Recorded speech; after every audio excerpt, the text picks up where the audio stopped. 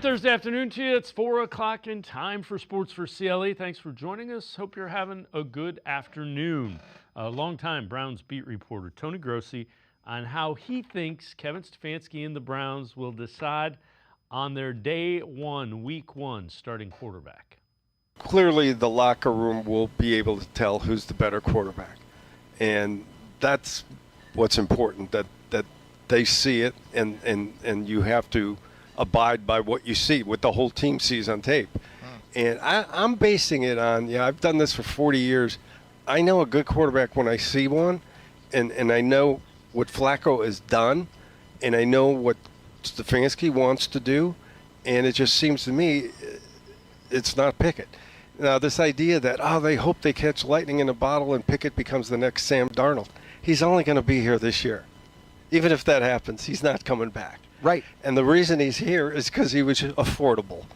And the other narrative is that, he was the first quarterback they acquired this offseason. Yeah, explain. You think the Eagles had something to do with that? That they said, if we're going to make this trade, we got to make it now because we got to make our plans. All very true, and especially, remember, Kenny Pickett is in the final year of his rookie contract, so that's why he's only under contract for one more year. The other thing about it is, if Joe Flacco starts turning the ball over, Kenny Pickett's going to play. Joe Flacco can't turn the ball over. Aaron Schatz, Football Outsiders, ESPN, if he thinks Browns will keep all four of those quarterbacks. My guess is that whoever loses the job between Pickett and Flacco, they might try to flip somewhere else and keep both rookies. Because it doesn't make sense to use the draft picks on the rookies and then not keep both of them. But Sanders is a fifth, so I suppose you could try to drop him to the practice squad. I can't imagine they're going to do four quarterbacks. Which guy and I say this, obviously, to me the answer, Aaron, is whichever guy doesn't play the best. But are you thinking you're keeping two rookies or are you keeping two veterans? Because it clearly is going to come down that way. I don't know how you give up on the rookies if you think either one of them has any chance of playing down the road. What do you think? Yeah, I'm with you. I'm with you completely. Well, it's hard for me to put myself in the Browns' brain because I would never have really drafted Dylan Gabriel. Like, that was a surprise to a lot of people, and it was a surprise to me. But clearly they see something in him. They took him in the third round. So I see something in Sanders. So I would think you would want to keep both of them. Again, I think it's going to depend on what happens when they put pads on. And we'll see. Kyle Long, former NFL lineman, talking about what he sees in this Browns running back room. This is from CBS Sports, Pushing the Pile. For the Browns, I really love what they've done because historically the Cleveland Browns have kicked people's asses up front and they've run the football effectively with an old school running back. And now they've got three guys, and to your point, they complement one another really well. I think it was Sampson and Judkins that you were talking about in terms of being complementary. The Browns, let's make no secret about it, the best success that they're going to have is when they're running the football effectively. And they've got a stable of guys that which they can lean on. True, and they got away from it last year when they tried to maximize Deshaun Watson's talent, and we saw that was a historical failure relative to offense. All right, let's turn our attention to the Guardians. Guardians were going for the sweep of the Astros in Houston yesterday. Slade Cecconi was the starting pitcher for Stephen Vogt, and Slade Cecconi had it going. Cecconi went 7 innings, pitched into the 8th, gave up 5 hits, only 2 earned runs, had 9 strikeouts, and 2 walks. So the Guardians sweep the Astros, who were coming off a series sweep of the Dodgers. Go figure. First inning, and the Guardians offense got it rolling early. Angel Martinez had the walk-off grand slam the night before, follows it up with a solo home run in the first to give the Guardians a 1-0 lead. Still in the first, Jose Ramirez at the plate, and he has been hot. He golfs one out to left. That is the 3rd straight game where Ramirez has homered. 2-0 Guardians. Seventh inning, still 2-0. Jonathan Rodriguez drops one into left. 2 runs will score on the play. 4-0 the Guardians.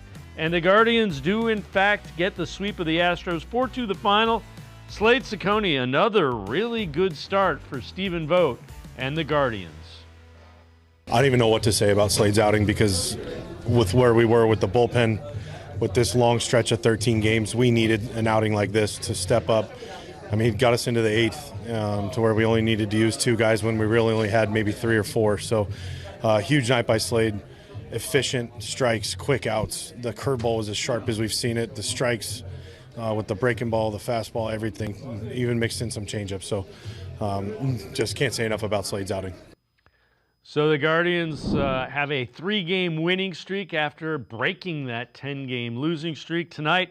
4-game series with the White Sox in Chicago that will take them to the All-Star break. It'll be Logan Allen and Jonathan Cannon as the starting pitchers tonight in Chicago.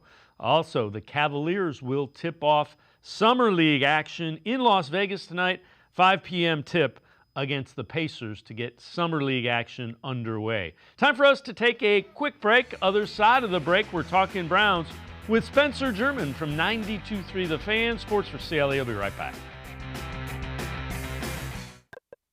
Come back to go forward. Back to learning new things. Back to pursuing your dreams. Tri-C has flexible learning options to fit your life. And every year, more than 1,000 local companies provide Tri-C students with real-world learning. The right education can boost your lifetime earning power by hundreds of thousands of dollars. Start now with a college education you can afford. Tri-C, where futures begin. You got so much to do, it's got you feeling blue. Put a little play in your day, 'cause it's fun all over the state. So come on, great games wait for you and me, the Ohio Lottery. Put a little play in your day, put a little play in your day. I am powerful beyond my wildest imagination. I will define my future. I will keep challenging myself to improve. Because I am a future leader of this great nation. I will be responsible for raising a beautiful family. And educating not only my generation, but many more to come. I will make a difference in my community. And I will stand up for what I believe in. I will not settle for simply chasing my dreams. I will achieve them. Because I was given a chance. An opportunity. A home. At Family, Career, and Community Leaders of America. The ultimate leadership experience. FCCLA has been one of the greatest experiences of my life. It's made me who I am today. Join us. We'll build a new future together.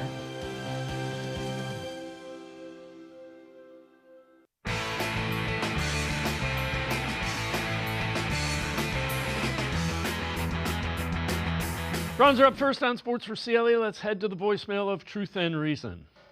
Hey, Jay, Fred from Cleveland. I was watching the show, and you were saying, oh, we're going to get average quarterback play no matter who's in there. I'm telling you, you put Shedeur Sanders in there, you're going to shine. But I'm going with Joe Flacco first, Shedeur Sanders, and third string, I'm taking Gabriel and Pickett's out the door. And one more thing about the offensive line. We signed some good backups this year. I'm not worried about the offensive line. I mean, them guys are solid up front. And we're going to have a good season. We're going to shock some people. There'll be a target on our back next year. You watch. I love you, brother. You be good, be safe in the family. And there's going to be better than average quarterback play with Shedeur Sanders. Bye. As always, appreciate all the voicemails. Boy, I hope Frank is right. Let's welcome in Spencer German from 92.3 The Fan, the Cleveland Browns on SI, Locked On Browns podcast. Offensive linemen are kind of like pitchers in baseball. When you think you got enough, go out and get a couple more because it is a physical – they've been so beat up on the offensive line, and all of them are right around 30, and I'm just concerned. Yeah, listen, I think they did a decent job of trying to add some depth up front of the offensive line this offseason. I'm really excited actually about Cornelius Lucas, just from a standpoint of from all indications, and going back and watching some of his games last year with Washington, from reading some of the numbers on PFF, and I do think PFF, if you're going to use it for anything, I think offensive line grades is one of the better things that they sort of offer, because it's a hard position to grade unless you really are like an offensive line guru. And he had some good numbers last year at PFF. Like, I think he's a really good option as a swing tackle. I like Tevin Jenkins and what he brings to the table in terms of the versatility that he maybe brings. He's played different places along the offensive line, and so I can see where the vision is there. But you're right, Dave, in that they didn't do anything this offseason to get younger on the offensive line or sort of look towards the future. And I wonder how much of that is baked in. Well, hey, we think that Zach Zinter has a chance to take the next step this year. And we think, and this is a big one, DeJuan Jones has a chance to take a big step this year as our starting left tackle. And I think they're kind of banking on those things happening and seeing some things from them and seeing some progress from them. And we'll see what that looks like. But yeah, this is a group that does seem, entering 2025, to still be a little bit more fragile. It's a position group that's had a ton of injuries with this franchise the last couple of years.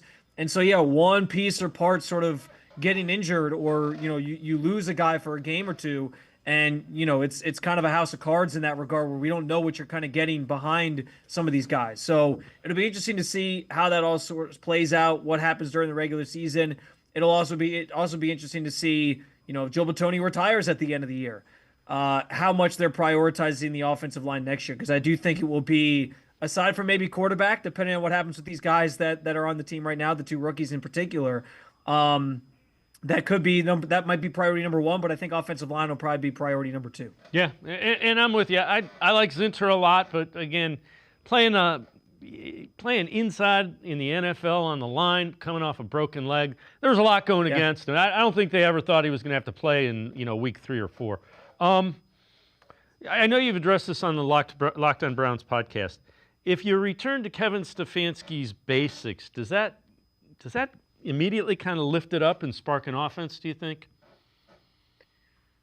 I do think so. Yeah, Kevin Stefanski was hired to the Browns in 2020 because he was considered one of these next in line sort of offensive minds in the game, like one of these rising stars from an offensive philosophical standpoint.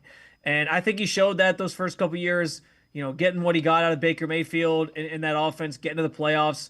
I think the Joe Flacco run at the end of 2023, you saw some of what his system brings to the table. Even in some of the years, early on with Jacoby Brissett, I think you saw some potential from that offense, and it was the defense that kind of let them down that season, more so than anything. And then obviously Deshaun wasn't quite ready to take the reins when he eventually came in, and that never obviously transpired from there. But they also got away from what Kevin Stefanski was doing the last couple of years as well. So I think that if you go back to the basics here with Kevin Stefanski, and I do want to be clear, because Joe Bitonio has even talked about this. Like, it's not just taking the playbook from 2023 off the shelf, or 2022 off the shelf, and being like, all right, hey, or 2021, 2020, 2022, or in that time frame, and being like, all right, hey, we're going back to all this. Like, there will be some different nuances. There will be some things that they try to maybe implement that are different. But if you get back to those basics, where you have a strong run game, and your offensive line, to the first topic we had here, talking about them staying healthy, like if they stay healthy and your run game is strong, and then off of that you can get the play action game going, and you can set any of these quarterbacks up to be successful because you know that the run game is a threat, I think absolutely this offense can bounce back in a big way from what it was last year. And that shouldn't really be that hard in the grand scheme of things, because last year the offense was historically bad. And that's kind of been the premise behind why I think, the win total projection for the Browns this year is lower than it should be, because competent offense, which I think is at least what you can expect from going back to Kevin Stefanski's system in its sort of basic or its original form, that I think is enough to get this team to at least 6 or 7 wins on the season. And, it might come down to maybe not having enough players that can make the plays in certain moments, but just competent offense, I think, is enough to have them be better than they were a season ago. I would agree. And, competent offense, don't turn the ball over, and don't put as long as you don't put this defense in a hole, it should be pretty good. Here's another one. And I know, I've heard a lot of people talking about this. Should the Browns trust Kevin Stefanski with developing, the next quarterback, the franchise quarterback?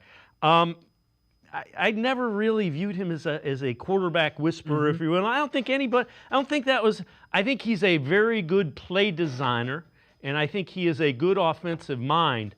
I wouldn't say take a look at we went back, and these are the quarterbacks that he has had to work with from the time he became offensive coordinator with the Vikings back in 2017. So it's Case Keenum, Sam Bradford, Kirk Cousins, Sean Mannion, Baker Mayfield, young Baker Mayfield, like third-year Baker Mayfield, Mullins, Brissett, Watson, that didn't work. Flacco was pretty good. P.J. Walker, Dorian Thompson-Robinson, Jeff Driscoll, Jameis Winston, Bailey Zappi.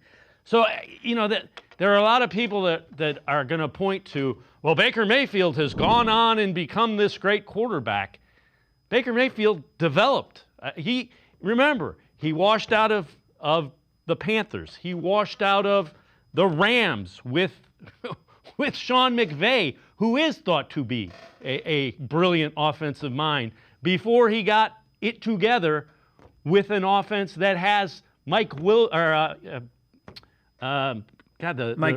Evans, who made Johnny Manziel the Heisman Trophy winner. So he goes straight to the head of the class. He's a Hall of Famer when he retires. So this narrative that, well, he hasn't elevated the play of the quarterbacks, I don't know. He's gone to the playoffs, and that's making, lemonade out of not much.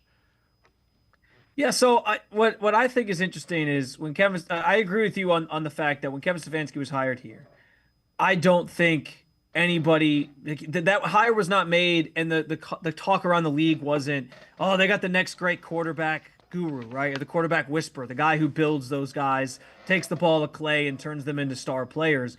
I think his offense is suited to certain style of play from quarterbacks that then brings out the best of those quarterbacks. And I think you saw that year one with Baker Mayfield. I think you saw that from Jacoby Brissett, where he had some of the best years of his career. Even Case Keenum, to a degree, who he had worked with, obviously, in Minnesota. But like at this point, Baker did sort of need to mature. He's talked about that a ton. But I do think, like, if the best thing you can say is, well, hey, he got the best of the Baker Mayfield at that time, and Baker's gone on to be more successful somewhere else. Because I see your point on, like, Mike Evans for sure, but it's not like Baker didn't have good receivers, a great running back situation here in Cleveland either. Like, he had some good opportunities here, and yeah, maybe if he would have if there was the immaturity issues and all that sort of plagued him, if that all maybe had sorted itself out, maybe he would have had even more success with Kevin Stefanski. We don't know. But I think it's interesting that, like, the biggest success story he has, Kevin at least, is Baker Mayfield early on in his career, and he's been better somewhere else now that he's gone somewhere else and obviously maybe changed a little bit and all that. I get it. And then I guess the second thing would be like Kirk Cousins. But at that point, Kirk Cousins had already sort of established himself as a better quarterback than people had given him credit for. And he had come from Washington, where he had kind of taken the job from RG3, who had the injury issues and all these different things. Like, so he was kind of already established at that point. And like, I think there's something to be said for, like, yes, Stefanski has gotten the most out of certain quarterbacks in his system. Joe Flacco is the biggest example of that. Now, granted, I don't know that we're saying Kevin Stefanski developed Joe Flacco. He might have helped save his career, like have him prolonged his career with how he played in 2023. But I don't know that, like, we can credit him with developing Joe Flacco, because he was a 16, 17-year veteran at that point. But like, I just think the jury's still out on this, and it's what I find so interesting. They haven't really had to draft young quarterbacks and develop them yet to this point, because it was Baker straight to Deshaun. And the only guy you really drafted in there that you felt like maybe you were trying to develop was DTR. And I think we all kind of knew what DTR was pretty early on in that process. And now he's no longer on the team. So this is the first time he's getting a chance to get a couple young guys and see what he can do with them. And what's interesting is we heard the reports about how he was more involved in that process than ever before. We saw him on draft weekend rave and smiling from ear to ear, talking about how much they love Dylan Gabriel. Like, he got to pick a guy that he really liked. So, okay, what are you going to do with that guy now? And the same thing goes for Shedeur as well. Like, what are you going to do with Shedeur Sanders? Are you going to take the potential that I think he has and turn it into an NFL quarterback? So I think the jury is still out on that. I don't know that I consider Kevin Stefanski a quarterback guru at this point. And it's going to come down to, like, does his system work for any of these guys enough that they excel? And so it's an interesting conversation. I can't go there yet, and I think that question still has to be answered. It's one of the biggest things Kevin Stefanski has to answer over this year and probably next year, assuming he's still here. If he's going to be here even longer and be part of this franchise for an even longer period of time, because I think that's kind of what everyone's waiting for here. Is like him and Andrew Berry have to find that franchise quarterback to save their jobs beyond 2026, most likely. And so that's on his plate now to figure that out and see if he already has that guy or if it's somebody they draft next year. And then we'll get a better sense of if he is that guy. But right now, I can't say that he's this quarterback whisperer, if you will, and that's something that I can add to his resume at this point. No, and if you go back even to the Vikings, those were all, you mentioned it. Kirk Cousins was established. Case Keenum was a veteran. He won with a veteran. So, Sam Bradford's best year was the year before he was a running backs coach the year Sam Bradford had his best year in Minnesota. So yeah, it's all very interesting. And the other thing is, so he has a chance now to develop a quarterback. Yeah. Let's see what happens. Spencer German and I are going to step aside, take a quick timeout. Other side of the break, we'll continue talking Browns. Sports for CLE. We'll be right back. Stay with us. Come back to go forward. Back to learning new things. Back to pursuing your dreams. Tri-C has flexible learning options to fit your life. And every year, more than 1,000 local companies provide Tri-C students with real-world learning. The right education can boost your lifetime earning power by hundreds of thousands of dollars. Start now with a college education you can afford. Tri-C, where futures begin.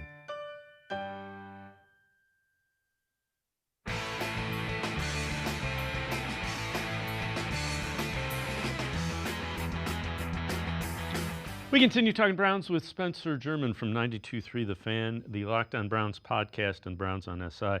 Former NFL quarterback Danny Kanell on if Kenny Pickett is the favorite to win the Browns job. This is from CBS Sports HQ.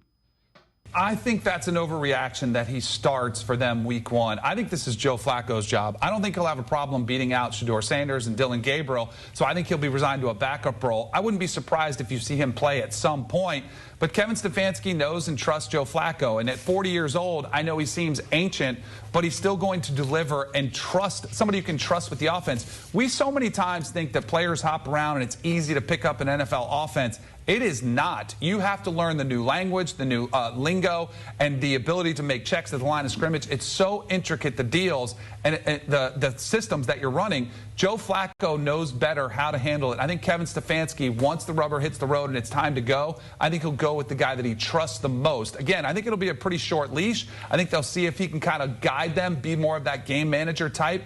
But I keep reading about Kenny Pickett, how he's all of a sudden found revival from the year he spent in Philly. He didn't play that much. It's not like he was all of a sudden out there lighting it up. He was in a backup role, and I'm happy for him that he's found another opportunity, and I do think maybe he sees the field at some point, but I'm not sold that he's going to be the guy that Kevin Stefanski trusts week one to say, all right, you're our guy. You're the one we're going to trust to lead us to the playoffs. So, Spencer, I know you talked about this on the Locked On Browns podcast. Are the Browns looking at Kenny Pickett as something he's probably not? Yeah, I mean, I again, I talked about this in the most recent episode, as you alluded to, and I just think I understand what the thought process here is. Like, it's the idea of Sam Darnold, where it's like, well, hey, he can be our reclamation project, our guy that we sort of take and dust off and shine and turn into something. And to go back to our previous conversation, Dave, like maybe Kevin Stefanski's system is the perfect fit for Kenny Pickett, and he does thrive. And I've said this a bunch of times. I think it gets lost in translation sometimes in the podcast. Like, people think I just rag on Kenny Pickett all the time, and I'm not giving him a fair chance. I am willing to see what it looks like. I am willing to see, okay, what do the joint practices coming up next month look like? What does he look like in the preseason? Granted, I've seen Kenny Pickett look really good in the preseason, but I'm willing to see, like, okay, how does he fit in this? Was the problem more so the offensive coordinator he had in Pittsburgh and Matt Canada, and that setup wasn't good for him? I'm willing to give it a chance before I just fully rule out that is or isn't that guy. But from just what I've watched of Kenny Pickett, from what I understand about Sam Darnold, I think comparing the two isn't necessarily apples to apples. Like, the Browns might think they can do that with him and turn his career around as well.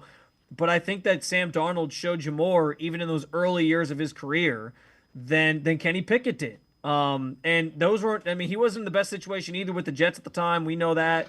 He obviously had his fair share of struggles. There was a lot that didn't go right for him, but he still had, double-digit touchdowns. He still had 3,000-yard seasons. Like he was doing some things that even Kenny Pickett couldn't do.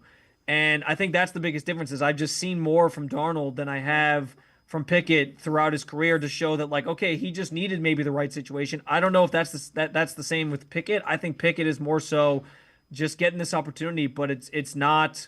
I just don't think there's as much there talent-wise that is going to necessitate or show itself on the field essentially. So that's the biggest thing for me. I'm not buying it right now, but again, I'm giving him during training camp in the preseason to see if it can become, if he can earn that spot, if he can show me something that I'm missing, and maybe the coaches see something that I'm missing. I don't know. But I'm just not sold that the situations are like apples to apples, and we can sit there and be like, well, just because the Vikings did it with Sam Darnold, the same thing's going to happen with Kenny Pickett. And if you're banking on that, I think it's a long shot. Because here's the other thing. For every Sam Darnold, there's also like 3 or 4 Mitch Trubisky's, right? Guys that like they go somewhere else, try to revive their career, and then they end up as a starter somewhere else, and it doesn't go pretty at all. So I think that you see a lot more of those things happen where it's like, okay, it didn't work in one situation, it's also not going to work in another situation, than you do getting like the Sam Darnold outcome where the guy just becomes great and then earns that massive contract extension as a free agent the next year. Again, what do you think happens with Jerry Jeudy? It's a different offense. Most of his production, this is the thing that scares me. Most of his production last year was with Jameis Winston.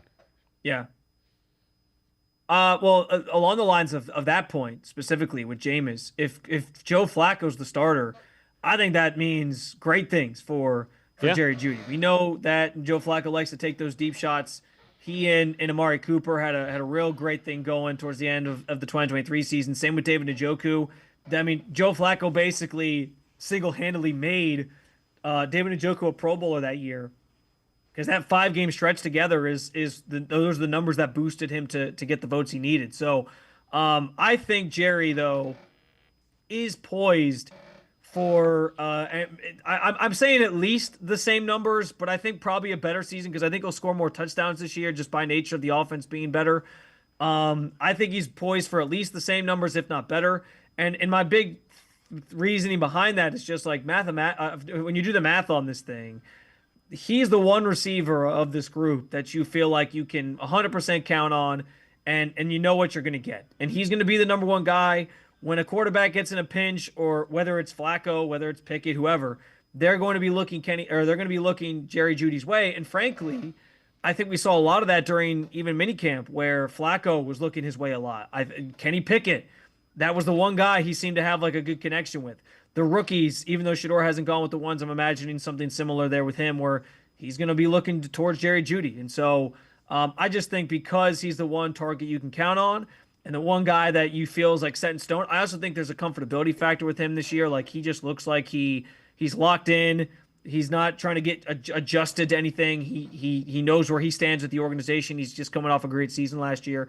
So I think all that sort of just adds up to Jerry's going to have a really good encore here with the Browns in 2025. And I would go out and say, I'd be willing to say on the record here that I think he'll actually put up better numbers than he did a season ago and sort of cement the fact that he's one of these top receivers in football, even though people have doubted him. So let's talk a little bit about the rookie class before we go to break. How big of an impact do you think they can have on 2025?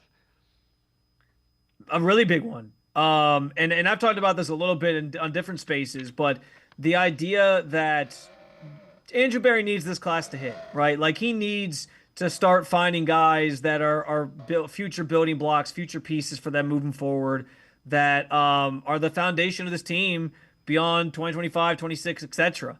And I think he tried to identify those guys in this class. I think this has a chance to be, frankly, his best draft class that he's ever put together. Mason Graham pretty much has to be a hit because when you take a guy number 5 overall, if you miss on that, especially after you traded back and didn't take Travis Hunter, you'll have to wear that forever the same way he has to wear Deshaun Watson forever. So Mason Graham has to be a hit. I think Mason Graham is going to be really, really good. So I'm willing to say that will be a hit.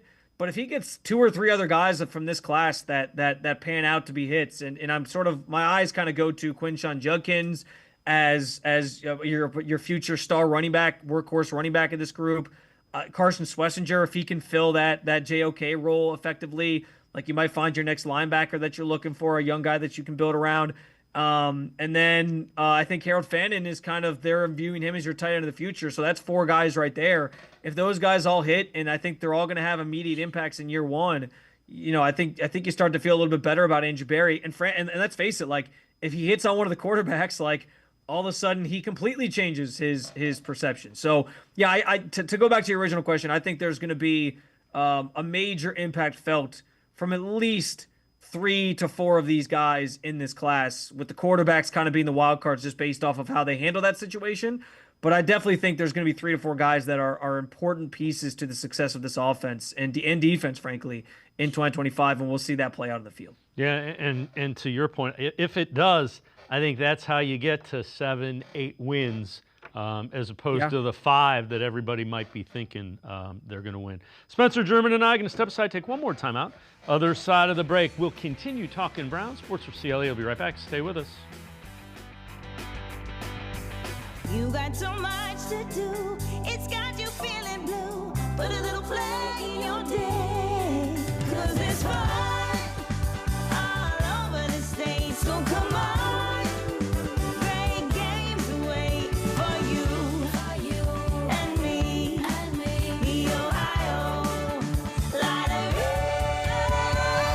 Put a little play in your day, put a little play in your day.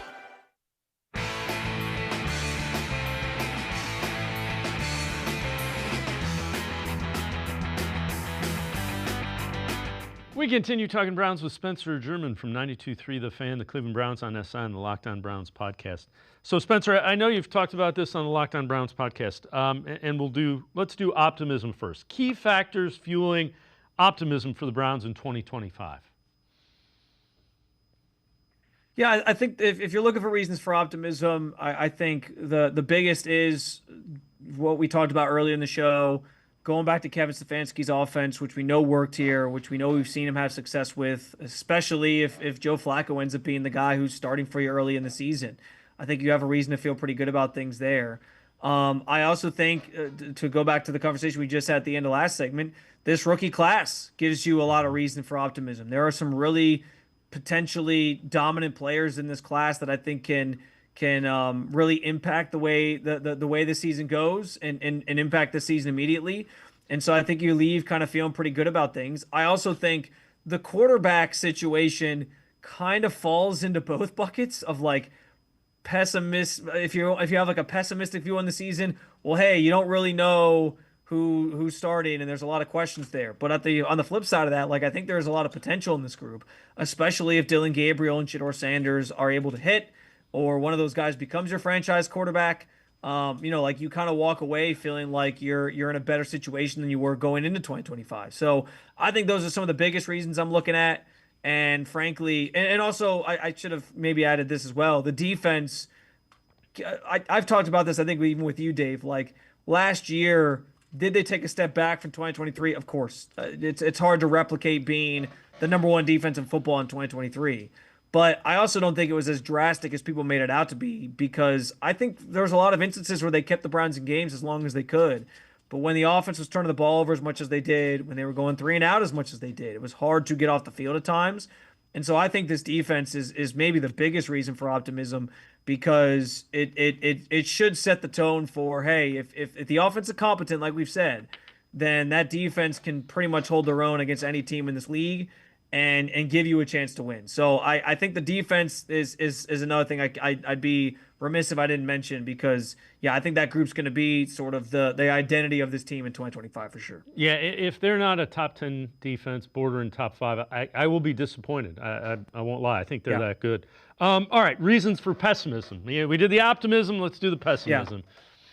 I'll start with the quarterback situation again. It is a mystery, right? And I think the world of Shedeur Sanders. I also think the world of Shedeur Sanders specifically in Kevin Stefanski's offense. But yeah, like they took Dylan Gabriel ahead of him. Like they view Dylan as the guy that they maybe like a little bit more. And that's not to say Shedeur can't prove everybody wrong. But as positive as I am about Shedeur Sanders, I don't know if he's going to get a real opportunity to start this year, especially immediately. We don't know when he's going to play, if he's going to play. And so there's just some unknowns there. And the same thing goes for Dylan Gabriel. And so you're kind of banking on Joe Flacco, which, listen, I know that we all like to point to 2023 and say, well, if Flacco starts, like, look what you're getting. Small sample size. It was 5 games. It was almost the perfect amount of time to have Joe Flacco on your team as your starter, because you didn't get to see all the warts play out over a longer period of time. And when we saw last year with Indianapolis, it was a lot of in and out with him and Anthony Richardson. Like, they didn't really know what to do. There was bad games from Flacco. There was good games from Flacco. There was bad games from Richardson. There was good games from Richardson. And they just kind of kept rotating with each other. And then Kenny Pickett. So the mystery of that position certainly is a reason to feel that, maybe this thing doesn't go that well this year. I also think the receiver room is still a problem right now. A lot of unknowns there. And I think to extend that conversation, you are banking on a lot of young guys to sort of come into their own and step up here in 2025. Like, there's a lot of hope that this roster can kind of win on the fly while they're rebuilding.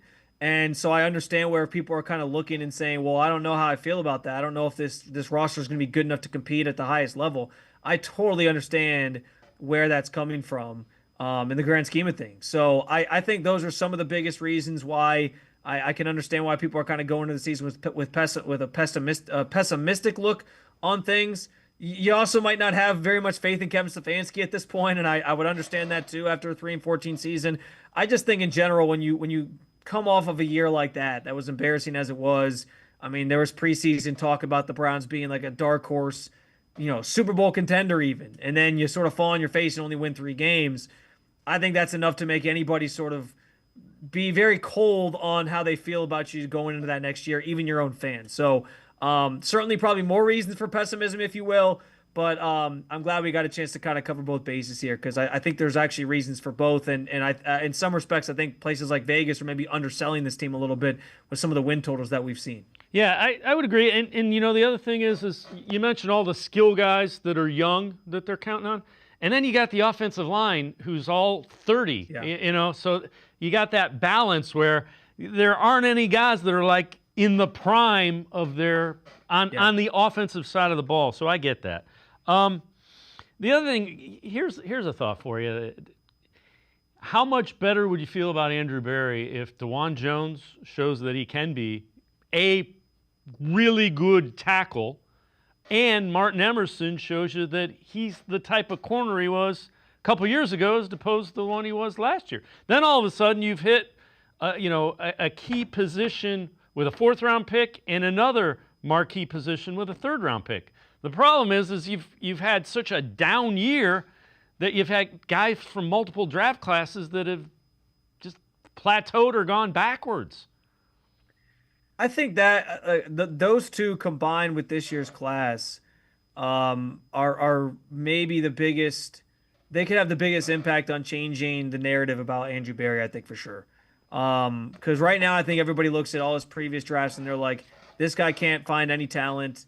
You're hoping Cedric Tillman finds that next level this year and he starts to show something. But his wide receivers that he's drafted over the years have not purely panned out. Donovan Peoples-Jones is maybe the one guy where you're like, well, hey, he was a 6th-rounder and he gave you something. But other than that, it hasn't been pretty there. We know about Jedrick Wills. He's your first-round pick you made. He hasn't panned out. Your second first-round pick in Greg Newsome, probably not getting a second contract from this team. So that's 2 guys that didn't make it to second contracts as first-round picks. So, and the one guy that you can say is a resounding hit may never actually play football again in JOK. So it's been an unfortunate outcome in terms of like how some of these drafts have gone. And I understand you didn't have 1st-round picks for several years, but when you make the trade for Deshaun, you're banking on, well, hey, we think we can still supplement this roster by finding guys in later rounds. And right now that hasn't come to fruition. So yeah, like I'll throw Cedric Tillman into that conversation, but like if Tillman becomes something and can be like your second guy on the outside of at the wide receiver position, if DeJuan Jones is your left tackle of the future, or even if he maybe isn't great at left tackle, but he's good enough to start on the offensive line, and he can be your right tackle and he stays healthy this year, then maybe when Jack Conklin's off the books, you just move him back to the other side where he's more comfortable, and that's your right tackle of the future. So yeah, like I'm with you on Martin Emerson because I've been saying I think he's due for a bounce back. I don't think he was as bad as he showed last year. I think the truth is probably somewhere in the middle with him from each of the last 2 seasons, and if that's the case, I think you walk away feeling good about a guy who was a 3rd-round pick and like, okay, yeah, he's a solid corner in this league that you can still pair with Denzel for the foreseeable future. I think if all 3 of those guys become something this year and show some promise, it adds to that what I was just saying a couple segments ago, like the narrative about Andrew Berry and how good or bad he is at evaluating talent. I think they get factored into the bucket in terms of, hey, maybe we were wrong about how good he is or how bad he is. And it's that combined with this rookie class for sure. But I think those guys could certainly help sway those opinions as well. Spencer German from 92.3 The Fan, as always. Great stuff. Appreciate the time and the insight. Thanks very much, Spencer. Always a pleasure, Dave. I'm sure I'll talk to you next week, man. Thanks. Sounds good. Spencer German. Make sure you check him out, 92.3 The Fan. Also writes for Cleveland Browns on SI and hosts the Locked On Browns podcast. We're going to step aside, take a quick timeout. We continue talking Browns. Damon and Wolfe from In Motion Football. Straight ahead. Stay with us. Come back to go forward. Back to learning new things. Back to pursuing your dreams. Tri-C has flexible learning options to fit your life. And every year, more than 1,000 local companies provide Tri-C students with real-world learning. The right education can boost your lifetime earning power by hundreds of thousands of dollars. Start now with a college education you can afford. Tri-C, where futures begin. You got so much to do, it's got you feeling blue. Put a little play in your day, 'cause it's fun all over the state. So come on, great games wait for you and me. The Ohio Lottery. Put a little play in your day. Put a little play in your day. I am powerful beyond my wildest imagination. I will define my future. I will keep challenging myself to improve. Because I am a future leader of this great nation. I will be responsible for raising a beautiful family. And educating not only my generation, but many more to come. I will make a difference in my community. And I will stand up for what I believe in. I will not settle for simply chasing my dreams. I will achieve them. Because I was given a chance. An opportunity. A home. At Family, Career, and Community Leaders of America.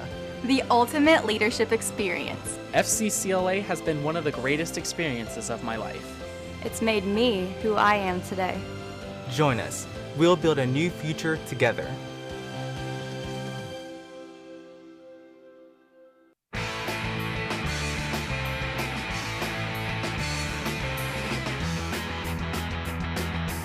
We continue talking Browns on Sports4CLE. Let's head back to the voicemail of Truth and Reason.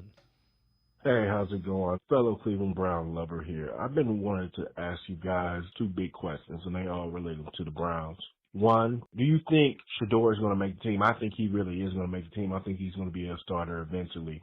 And also for the stadium.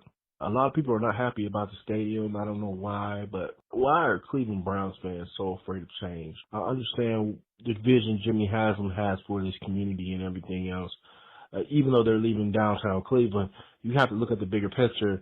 They're not leaving the state. They're not technically leaving Cleveland. So I want to know, what are you guys' thoughts about what's going on? Other than that, go Browns. Woof, woof.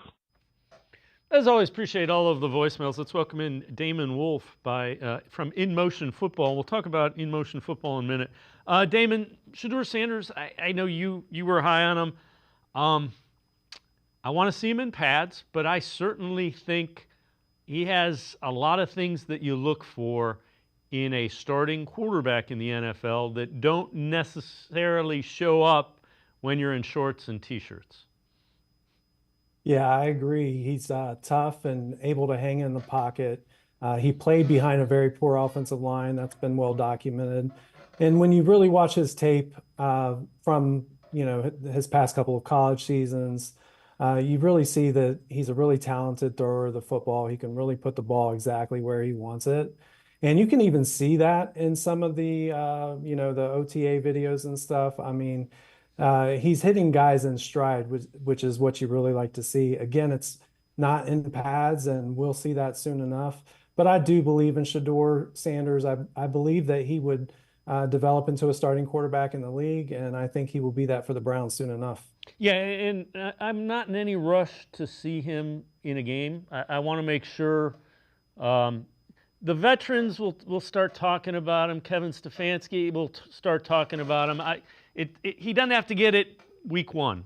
Let's make sure he gets everything mechanically in line and takes care of that.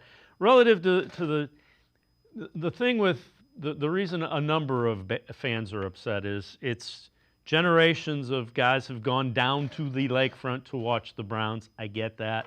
I'm one of these guys. If you can bring other events that are of significance, Final Fours, Sweet 16s, the college football playoffs, those kind of things, then I'm all for the Dome. You were never going to get that with an open air stadium. And as I've gotten older, man, I used to not, sitting out in the snow never bothered me when I was a kid. Now it bothers me. I'm not going to lie.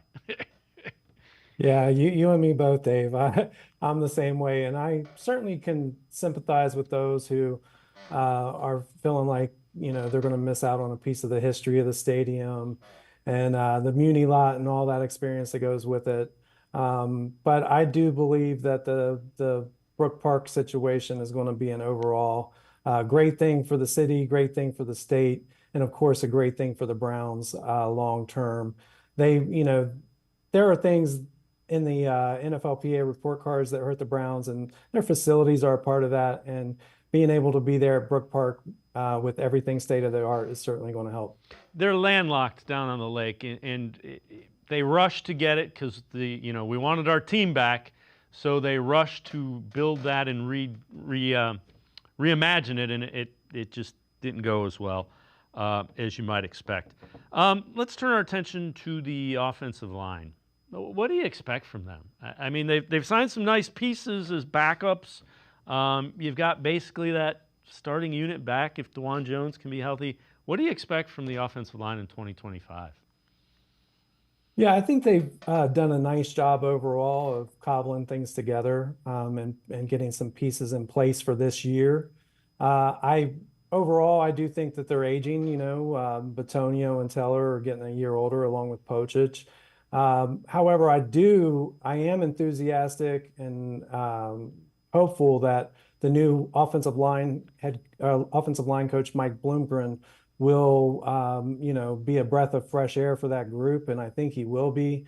And I also believe that he's going to be more talented in developing some of the younger guys as well and bring them along. Guys like Zach Zenner, I'm really hoping to see some improvement out of him this year in his second year. And then we also have Luke Whippler, who is a little bit forgotten about because of the injury last season. But I do think at some point, he could be somebody who has starting potential in the league at center.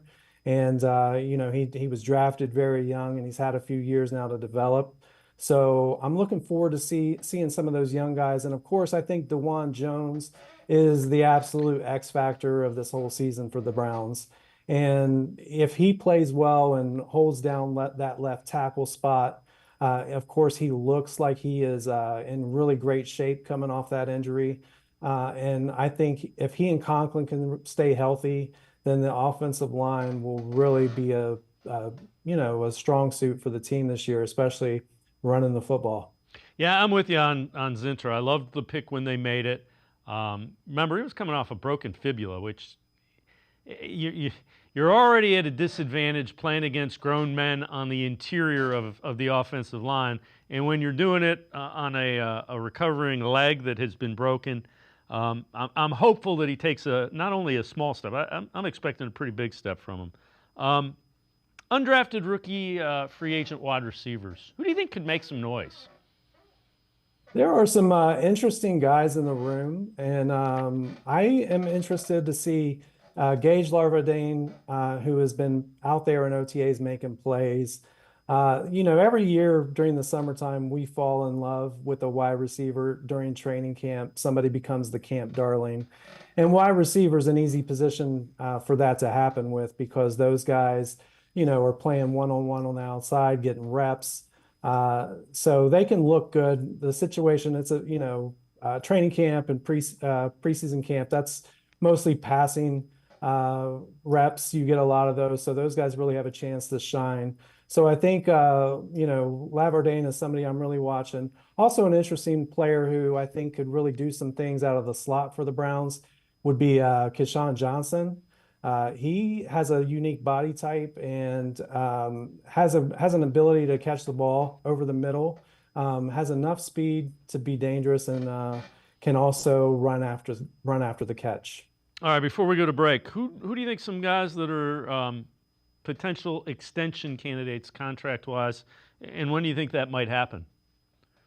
So that's a good question. This is that time of the year, training camp, August is when they'll start to, right before the season, they may announce a few extensions or come to agreement with a few players. David Njoku would certainly be in that camp. If they can work something out that's, an agreement between both parties, I think the Browns don't have a problem paying him. I don't know that they're going to give him the amount of years that he and his agent would like to have on the deal.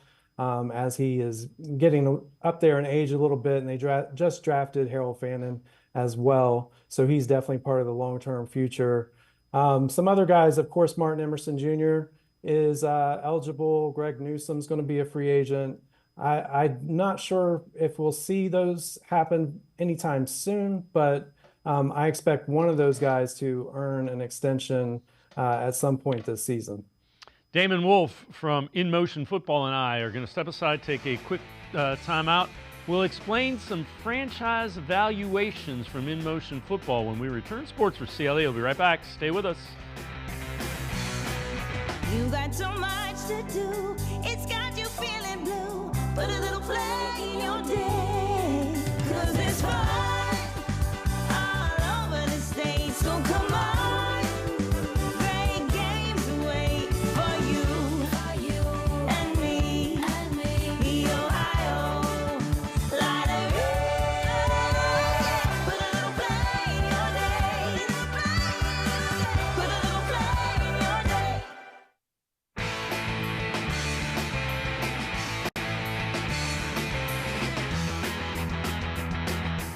We continue talking Browns with Damon Wolfe from In Motion Football. So Damon, In Motion Football, new site that you've started, you've come up with a metric that measures kind of the health of a franchise. So let's start with the franchise valuation triangle, and we have another screen that will come back out and we'll set up. But take us through what this is and what you're doing here. And this one was for the Browns. Yeah, so basically the franchise valuation triangle, we call it the FV triangle, is basically a framework to evaluate the structure and health of an NFL team. So on the outside there, you have three equal sides. You've got the roster, front office. When I say front office, that's bunching the general manager and the ownership group together. And then you also have the coaching staff. And then on the inside, you've got 9 layers, each weighted in accordance to their spot. So leadership would be weighted the heaviest. And then you've got talent evaluation with scouting, salary cap, analytics, scheme, development, all that kind of stuff. So all of those go into, we rate each team in all those 12 areas with different inputs.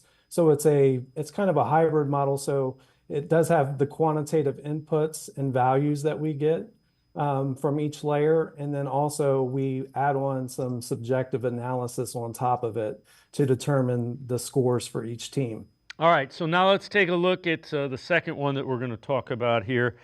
You also have projected wins by year. So we'll run through that. That's kind of the little pie chart or the graph on the right.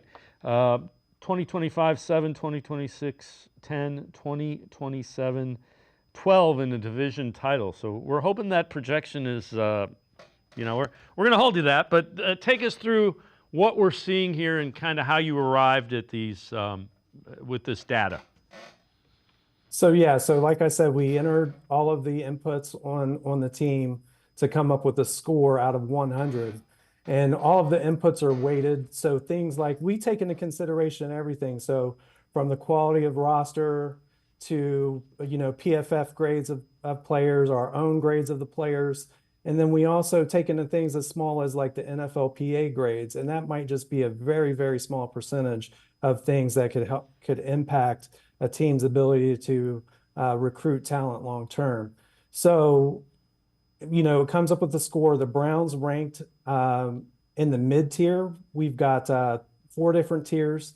The elite, you've got contenders, mid tier, and then rebuild mode. The Browns finished 17th out of 32 on their health this year. And some of the reasons that we probably have them a little higher than most people are their strengths. Defensive line, we think their defensive line talent is, definitely top 5 in the NFL. The strength of the 25 draft class, I think that, based on our evaluation of that class and the roles those players will have this season, we think that their development will be strong.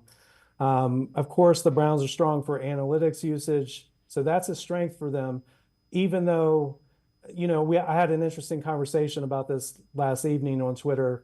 And analytics is a strength, but we question the Browns' leadership a little bit, and that's a weakness for them.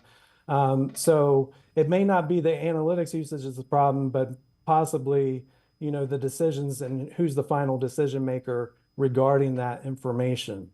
So that's everything that we bake into the formula. And then, for the outlook for the Browns, we come up with a win projection total, looking at things like their future draft class for next year, on top of how we think this one's going to develop, and come up with a win projection for each of the next 3 seasons to really kind of give a visual for the 3-year health outlook. Yeah, and so the weaknesses you had: aging offensive line, quarterback uncertainty, future dead money on cap, NFLPA grades, wide receiver.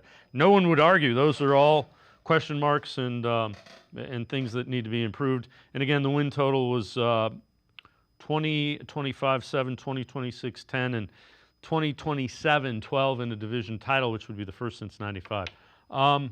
Again, great stuff, and we'll talk a little bit more. It's In Motion Football is where you can find that. Before I let you go, Mike Renner from CBS Sports Pushing the Pile, talking about the Browns secondary. Cleveland Browns, I put in this list, and it's one of the best cornerback trios in the league of Denzel Ward, Martin Emerson, Greg Newsome. This is probably the last year you're going to see of it if you're a Browns fan, with Emerson, Newsome, both in contract years. One or both may not be back after this, given their cap situation, but just enjoy it right now, because this Browns defense should be dynamic this upcoming season, should they be fully healthy. And unfortunately, can't factor in Jeremiah Usikoromoa. He's out for the season in this one. It's kind of interesting. Again, that's Mike Renner from CBS Sports Pushing the Pile. If you view that secondary as he has them in the top tier, the defensive line is in the top tier, that's going to be a pretty dominant defense, I would think, wouldn't you? Yeah, I think everybody should be really excited about the defensive product that the Browns are going to put on the field this season. I know that, Martin Emerson had a little bit of a down year last year, but I do expect him to have a bounce back season, and I know the Browns are really counting on him for that. And then, Greg Newsome, he's a talented guy. My only complaint in regard to his situation has been where the Browns play him at nickel. I think he's just a better suited outside cornerback. But however, it does look like, some of the footage that I've seen from OTAs, it looks like Greg may have put on a little bit of muscle, and he looks in really good shape. So I think that the Browns could have a good season on their hands with all 3 of them if they can be healthy. And at least, if one of them were to go down for a game or 2, which always inevitably happens, it won't be a situation where the opposing quarterback can go out there and pick on the secondary. So tell people where they can find you again, the franchise valuation and where you're located. Yeah, so we're at inmotion.football, and then we're coming out with a 2025 pro football preview where all of the franchise valuation scores and rankings are going to be included in that, and you can get that from the website as well. All right, Damon Wolfe, as always, great stuff. Appreciate the time and the insights. I'm sure we'll be checking in with you throughout training camp. Thanks very much, Damon.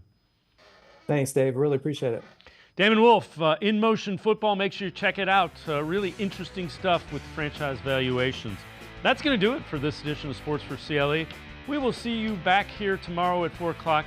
Have a great night, everybody. See you tomorrow at 4 on Sports for CLE.